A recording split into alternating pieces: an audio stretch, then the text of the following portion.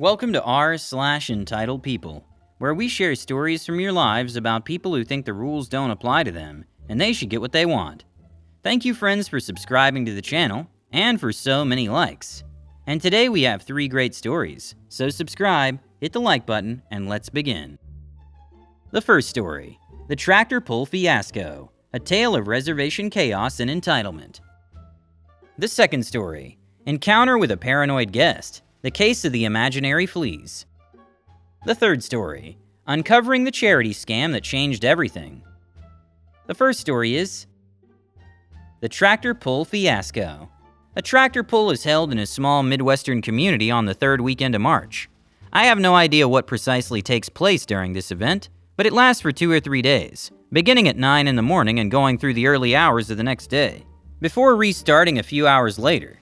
This annual event, which had been held for decades, draws a sizable audience. Together, a group of community members constructed a small hotel in 2009 with 26 rooms, and they established a board of directors to oversee its management until April 2022, when they sold the facility to a seasoned hotelier who owned other facilities in a neighboring town. Before the new hotel was constructed, attendees of the event would have preferred to stay at one of these facilities, a low-cost chain hotel. To be clear, the fairgrounds serve as the venue for the tractor pull. The closest hotel, Chain Hotel, is 30 miles distant in a separate town in the next county, while Small Hotel is less than a quarter mile from the fairgrounds. Despite having no prior hotel management experience, I was optimistic when I was hired in early February 2023 to serve as the general manager for Small Hotel.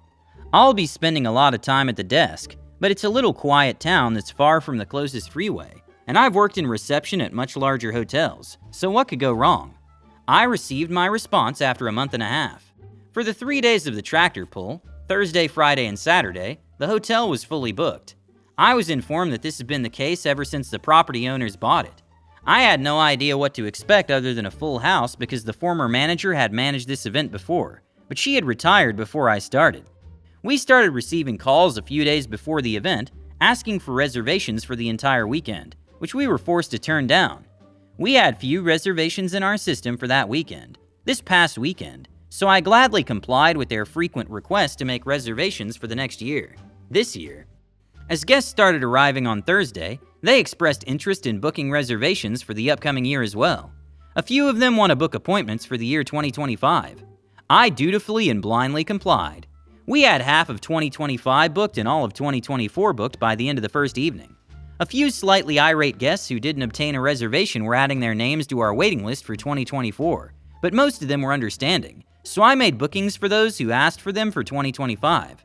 A few visitors informed me that they had previously been prohibited from booking reservations more than a year in advance, and they expressed their gratitude that we were easing these limitations. After giving it some thinking, I discussed this with a receptionist who had previously worked for the previous management, and they verified that this was indeed the situation. I informed anyone who inquired that they would have to wait until 2024 to make a reservation, and the following day I made the decision to stop accepting reservations for 2025. The remainder of the weekend proceeded as well as possible. A youngster who inexplicably vomited all over 2 mattresses in a nightstand, our subpar, read normal continental breakfast, several clogged toilets, and the carpet are just a few of the concerns regarding little things at the hotel. However, everyone made it through, and ultimately it was all done. Let's go back to last weekend. By 11 a.m. on Thursday, we had reserved the final room for 2025. A visitor attempted to check in early at noon. No issue, the room's available. He wants to reserve a seat for the following year as well. I'm so sorry, but we're fully booked for the next year. But the good news is that you'll be the first one on the waiting list. He expressed his disapproval for this response by yelling something about loyalty and giving me the silent treatment. I apologized, tried my best to defuse the situation, and in the end he gave in. Over the course of the weekend, a similar situation occurred multiple times, and each time I had a little less faith in people. Over the course of their shifts, every other receptionist voiced identical problems, and I received calls a few times to handle more complaints. A few visitors tried to book accommodations for 2026, but I politely refused their requests. To my immense relief, Sunday morning finally arrived. As I recited the same script that I had been reading nonstop for the previous 3 days, a couple more people asked to make reservations for next year. I called my boss this morning, eager to get back to work as usual, and gave him an update on my weekend. He acknowledged that we should probably return to the previous practice of not accepting reservations more than a year in advance after we spoke about all the complaints. He also shared a fascinating fact. More rooms than small hotel could accommodate were hired out by chain hotel for tractor pull guests. I answered the desk phone when it rang, exactly 5 minutes after the call ended. "Hi, may I request to book a reservation for next year?" said the person on the other end. "Whoa, man. When would you be wanting to check in?" I answered. "The dates are March 13th, 14th, and 15th. My dear brother, we're completely booked for the weekend, I'm sorry. I'm able to suggest a room to our sibling hotel. I understand that you have a packed schedule and that I have already joined the waiting list, but this is ridiculous. You gave away my room, and I'll never stay at Chain Hotel again. It's simply too far to drive." I started reading my short script again, but he interrupted me. "No, that's not good enough. You made a mistake and you're just going to have to cancel their reservation and give it to me." At last I said, "No, sir, I will not act in that manner." After a bit more back and forth, it was evident that A, he was one of the customers I had spoken with directly a few days earlier, and B, he thought he was added to the waiting list after which we made bookings for other people, which was clearly not the case. I have no idea how he arrived at this decision, or what led him to believe that we would cancel someone else's reservation.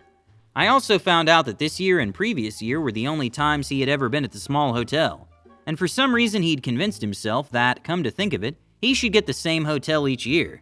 No reservations necessary. He wasn't happy when the call ended, but he agreed that I would give him a call in the event of a cancellation, and that he and everyone else would need to contact precisely 1 year in advance, if they wanted to attend the tractor pull in 2026.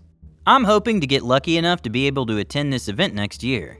I believe there were definitely some things I could have done better, but this town is not set up to handle an event of this magnitude, and somewhere along the line, someone decided they had a divinely granted right to a room at this little hotel in the middle of nowhere for one weekend in March.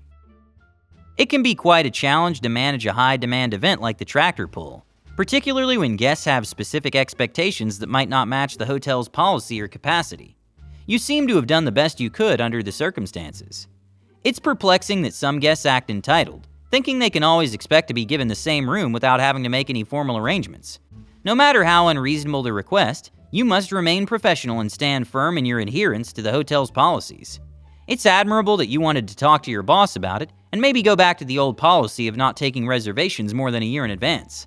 Your professionalism and poise in the face of adversity are commendable.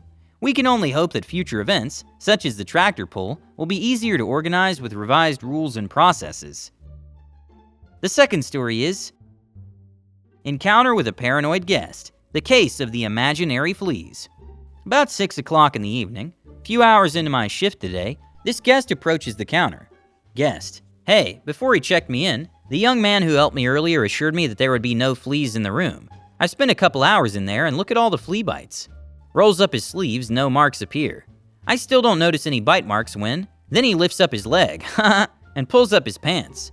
Since I'm perplexed, I ask him, I don't see any bites," I said. "I apologize. What's the number of your room and when were you checked in?"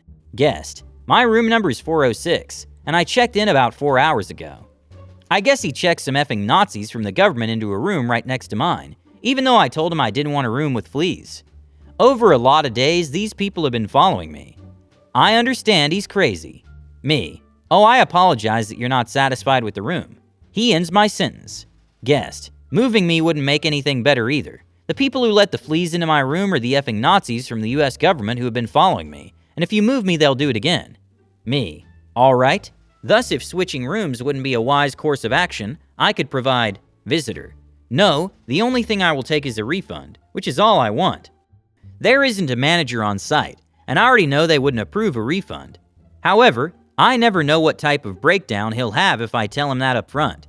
There was a line forming behind her at this time, and I really don't want other visitors to overhear us talking and think we have fleas all over us.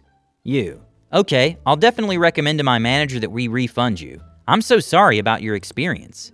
He smacks his room keys in front of me on the counter. The guest: "Yeah, well, if I don't get a refund, or hell, even if I do, the health department is going to hear about this and they will not be happy to hear that you guys have fleas." My response: "I completely understand. We will take this seriously. I've discovered that the easiest way to deal with a crazy person is to simply act as though you agree with everything they say and attempt to make them feel better." "You better," said the guest. He doesn't actually depart yet. You: Is there anything else I can help you with today? The guest. Oh, I don't know. Maybe you could tell me of another hotel nearby that won't put effing government Nazi stalkers into a room directly next to mine after they've already checked me in and got my credit card information. My response. Unfortunately, that's not something I have any control over.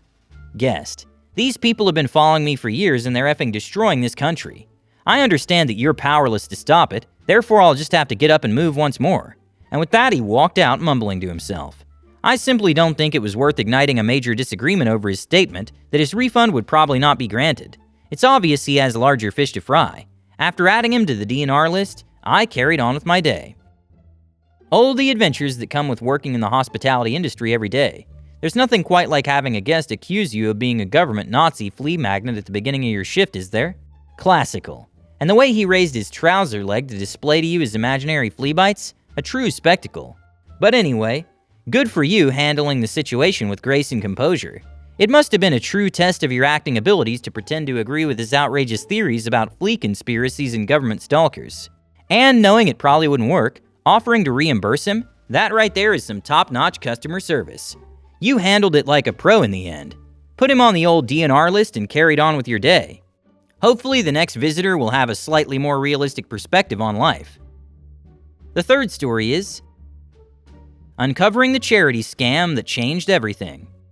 I think I was 19, recently graduated from college. My academic results were poor, and I had few opportunities left after failing to get into the acting career I wanted.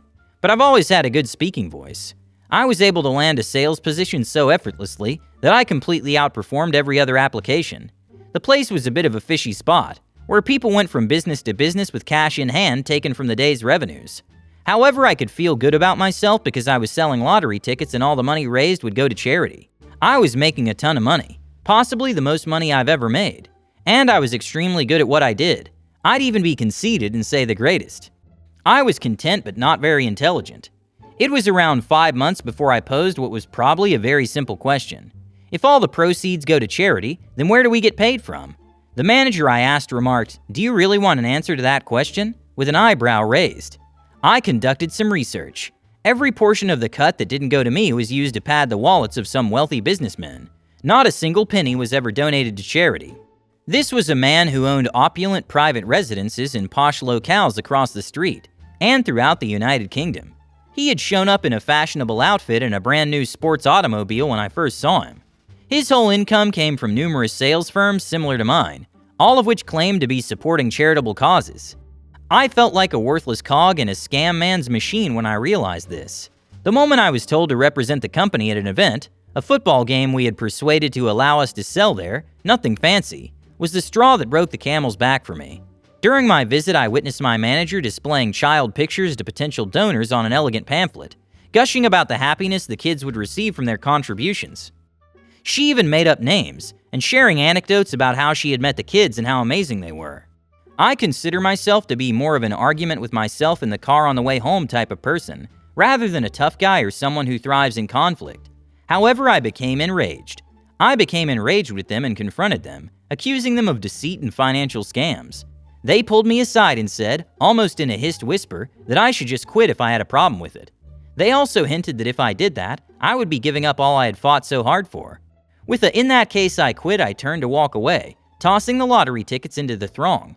As I slowly approached the camera, I imagined them scattering dramatically all over the place, while the credits were rolling and people were rushing to get their tickets. In reality, they struck a guy's cup of tea with their flying single-piece brick. I filed a government report on the company, but I never really heard anything more.